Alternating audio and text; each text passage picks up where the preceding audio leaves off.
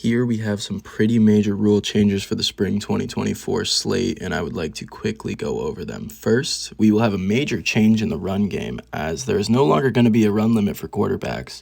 We saw last season that the QB run was pretty overpowered. Some would probably even say cheap, because if you had both receivers line up on one side, the quarterback could just take off and have the edge 90% of the time. I will speak on this a little later because it could sound alarming that we are removing that run limit.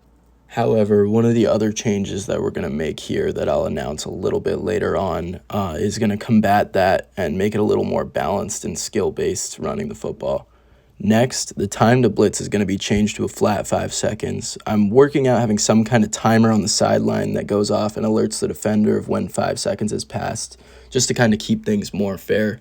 Last season we saw defenders kind of speed up their count so that they could blitz sooner, and we didn't really have a way to necessarily judge in real time if they went early or not.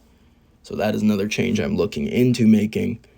Going hand in hand with this change, there will no longer be an auto sack. I think we could see defenses get more creative this season, and as we add more players to the field, I think it's fair that if a defense chooses to drop all 4 defenders into coverage, they should kind of have to face the consequence that the quarterback will have more time in the pocket. Another change to the blitzing rules, the quarterback will no longer be tagged in the pocket for a sack. Overall, this was just a confusing rule that I made in an effort to make sacks occur more often.